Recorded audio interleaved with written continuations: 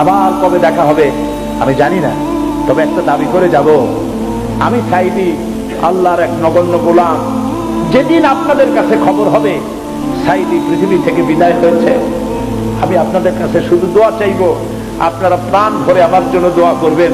আল্লাহ রাব্বুল আলামিন কিয়ামতে আমাকে যেন ক্ষমা করে দেন, আল্লাহ পাক তার জান্নাতের ভিতরে যেন জায়গা তৈরি করে দেন।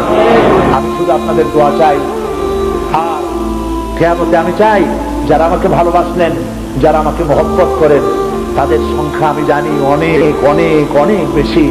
আমি আল্লাহকে বলবো, আল্লাহ আমাকে যারা ভালোবাসে এরা আমার মায়ের পেটের ভাই না, এক জেলার মানুষ নয়, অথচ আমাকে ভালোবাসে শুধু দিনের জন্য। মা বোনেরা ভালোবাসেন, মা বোনেরা আমাকে টেলিফোন করে বলে, সাহেব আপনি ডরাইতে না,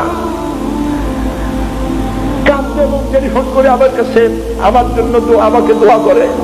আমি আপনাদের ভালোবাসা ভুলবো না। আমি আল্লাহর কাছে বলবো, রব্বুল আলামিন যারা আমাকে দিনের জন্য তোমার জন্য ভালোবাসে, কিয়ামতের দিন আমরা যেন তোমার জান্নাতে এক জায়গায় থাকতে পারি, তৌফিক দান করুন। আমি মাগরিবের নামাজের পর আপনাদেরকে নিয়ে আল্লাহর কাছে দোয়া করতে চাই। আল্লাহর একজন বান্দা বান্দিও দোয়া না করে যাবেন না। ফরজ নামাজ পড়ে 2 রাকাত সুন্নাত পড়ে তারপরে বসবেন, এরপরে আমরা সবাই দোয়া করে বিদায় হব।